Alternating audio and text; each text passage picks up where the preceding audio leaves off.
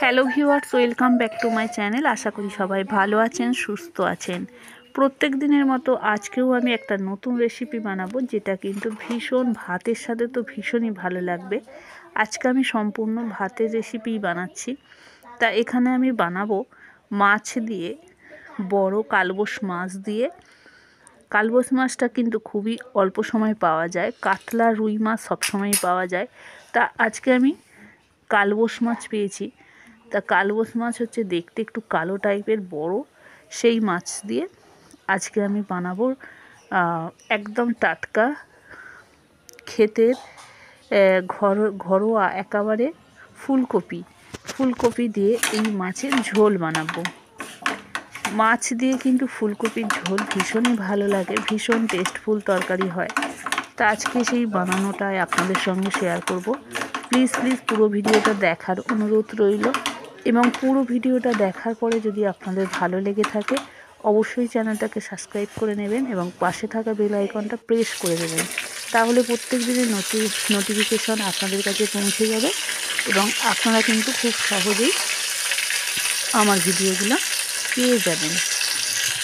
যারা আমার নতুন বন্ধু আছেন তাদেরকে আমার চ্যানেলে আসার জন্য ওয়েলকাম, আর পুরানো বন্ধুদের অনেক ভালোবাসা জানাই। আজকে আমি এই মাছটাকে প্রথমে ভেজে নিচ্ছি, নুন হলুদ মাখিয়ে গরম তেলের মধ্যে ভেজে নিলাম। এরপরে আবারও কড়ার মধ্যে একটু তেল দিলাম, 2 চামচের মতো। এখানে আমি প্রথমে আলুগুলোকে ভেজে নেব। ফুলকপির আলুটাকে আমি একটু বড় সাইজের কেটেছি, আর একটু বেশ দেখতে ভালো লাগার জন্য এটাকে বড় বড় করে ডুমো করে কেটেছি। আমার ভালো লাগে এই সাইজটা, তাই একটা আলুকে 4টে পিস করেছি, তাই এই সাইজটা এসে গেছে। এখানে আমি ভেজে নেব আলুটাকে। দেখুন খুব সুন্দর করে ভেজে নিয়েছি। আর যদি ভাজাটা ভালো হয় তাহলে কিন্তু তরকারি কিন্তু ভীষণ টেস্টফুল হয়ে যায়। আমি লাল করে আলুটাকে ভেজে নিলাম। এরপর আমি ফুলকপিগুলো ভেজে নেব। টাটকা ফুলকপি, খুব সুন্দর করে ফুলকপিটাকেও আমি ভেজে নেব। ফুলকপিটা আমার ভালো করে ভেজে নেব। ফুলকপিগুলো আমি ভালো করে কেটে ধুয়ে নিয়েছি। টাটকা ফুলকপিগুলোকে আমার ভাজা হয়ে গেল। এখন আমি যে ঝোলটা বানাবো তার জন্য আমি একটা ছোট সাইজের পেঁয়াজ দিয়েছি, আবারও সামান্য তেল দিয়েছি। দিয়ে পেঁয়াজগুলোকে খুব ভালো করে আমি এখানে ভেজে নেব।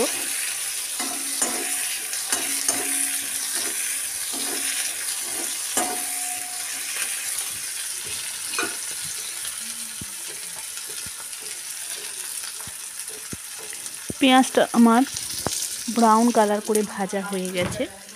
এর মধ্যে আমি দিয়ে দিলাম আদা আর রসুন বাটা। যেহেতু মাছের ঝাল করব তাই একটু আদার সঙ্গে রসুনও দিয়েছি। আদা রসুনটাকে একসাথে পেঁয়াজের সঙ্গে ভেজে নেব। এর মধ্যে মশলা দিয়ে দিলাম, 1/2 চামচ করে দিয়েছি এখানে ধনে গুঁড়ো, জিরে গুঁড়ো, লঙ্কার গুঁড়ো, আর দিয়েছি হলুদের গুঁড়ো। দিয়ে ওই মশলার সঙ্গে আবার দিয়ে দিয়েছি 2টো ছোট দেশি টমেটো। আমি একটু দেশি টমেটো পছন্দ করি, কারণ তরকারিটা একটু ভাবটা টকটক মতো আসে, সেক্ষেত্রে কিন্তু তরকারিটা ভীষণ খেতে ভালো লাগে। তাই আমি একটু দেশি জিনিসই বেশি পছন্দ করি। তাই এখানে ক্ষেতের একদম টাটকা দেশি টমেটো দিয়ে দিলাম। আলুগুলো যে ভেজে রেখেছিলাম এই মশলার মধ্যে আবার একটু কষিয়ে নেব। আলুর মধ্যে তাহলে কি হয়, ঝাল মশলাটা ঢোকে, আর সেই আলুটা কিন্তু খেতেও কিন্তু ভীষণ ভালো লাগে। আমি এটাকে খুব ভালো করে নাড়াচাড়া করে নিলাম। নিয়ে এখানে আমি জল দিয়ে দেব, কিন্তু জলটা কিন্তু খুব বেশি দেব না, কারণ একটু মাখো টাইপের করব। খুব বেশি পাতলা ঝোল যদি হয় সেটা কিন্তু খেতে খুব একটা ভালো লাগে না। একটু বেশ গাঢ় ঝোল হলে সেই তরকারি দিয়ে কিন্তু ভাত খেতে ভীষণ ভালো লাগে, মুখে একটা টেস্টফুল এনে দেয়। এখানে আমার সমস্ত মশলা এবং আলু কষানো হয়ে গেছে। এবার আমি পরিমাণ মতো জল দিয়ে দিলাম।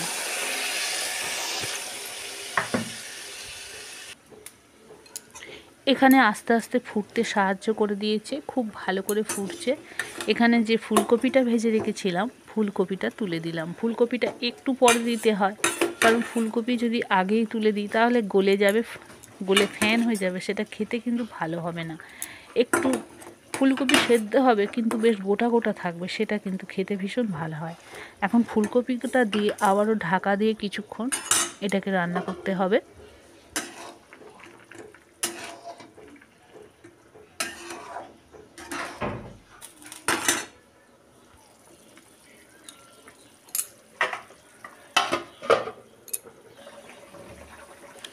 এখানে যে ভেজে রেখেছিলাম মাছগুলো, সেই মাছগুলো এবার দিয়ে দেব।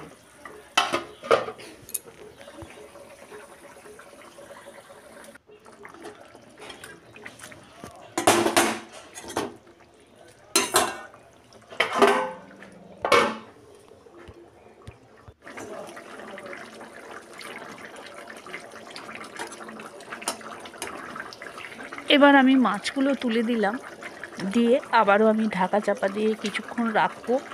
এটা কিন্তু এই যে মাখো মাখো একটা ঝোল রেখেছি, এতেই কিন্তু খুব ভালো লাগবে।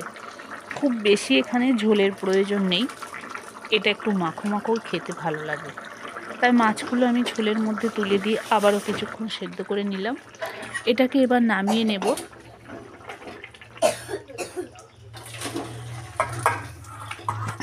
একটা জায়গার মধ্যে নামিয়ে নিলাম। এখানে সম্পূর্ণ তরকারিটা কিন্তু আমার হয়ে গেছে। তা বন্ধুরা, আজকের এই ফুলকপি আলু দিয়ে বড় মাছের যে ঝোলটা বানালুম, আপনাদের কেমন লেগেছে অবশ্যই কমেন্ট করে জানাবেন। ভালো লাগলে চ্যানেলটাকে সাবস্ক্রাইব করে নেবেন, পাশে থাকা বেল আইকনটা প্রেস করে দেবেন, তাহলে প্রত্যেক দিনের নোটিফিকেশন আপনারা খুব সহজে পেয়ে যাবেন। এই যে মাখো মাখো ঝোল বানিয়েছি, এটা কিন্তু ভাতের সঙ্গে খেতে অসাধারণ লাগে। এখন আমি ভাতের সাথেই পরিবেশন করে আপনাদের দেখাচ্ছি কেমন লাগছে। দেখুন শুধু, গরম একদম, ভাতও যেমন গরম, তরকারিটাও কিন্তু সবে নামিয়েছি, ভীষণই গরম, একদম হাতে মাখা গরম গরম এই রকম ফুলকপি আলু মাছ দিয়ে ঝোল ভীষণ ভীষণ ভালো লাগে। আপনারাও কিন্তু বাড়িতে যদি বানিয়ে খান তাহলে কমেন্টে জানাতে ভুল করবেন না। আর এটা সম্পূর্ণ বাঙালি স্টাইলের রান্না, একদম। আমরা কিন্তু এরকম একদম গরম গরম ভাতের সাথে ভীষণই ভালো লাগে। আমরা কিন্তু মাঝে মধ্যেই এইরকম বড় মাছ পেলে ফুলকপি দিয়ে ঝোল বানিয়ে খেতে খুব ভালোবাসি। আশা করি আপনাদের কেমন লেগেছে সেই কমেন্টটা আমি নিশ্চয়ই পাবো। আপনারা খুব ভালো থাকবেন, সুস্থ থাকবেন, সাবধানে থাকবেন। আবারও নতুন কিছু নিয়ে দেখা হবে। এখন আমি ভাত বাড়তে শুরু করে দিলাম। এই যে গরম ভাত বলে আজকে আর বাটি ঢাকা করলাম না, একদম খুন্তি হাতা দিয়ে এই যে ঢেলে ভাতটা দিচ্ছি, কারণ প্রচণ্ড গরম ভাতটা। এই গরম ভাতের সঙ্গে এই রকম ফুলকপি আলু মাছের ঝোল ভীষণই ভীষণই ভালো লাগে খেতে। তা আজকে পরিবেশনটা আপনাদের সঙ্গে শেয়ার করেছি। তা বন্ধুরা, আগামী দিনে আবারও নতুন কিছু নিয়ে আপনাদের সঙ্গে আবারও দেখা করছি। আপনারা অনেক ভালো থাকবেন। এতক্ষণ আমার ভিডিওটা দেখার জন্য অসংখ্য ধন্যবাদ জানাই। আজকের মতো বিদায় নিই, আবারও দেখা হচ্ছে নতুন কিছু নিয়ে। টাটা।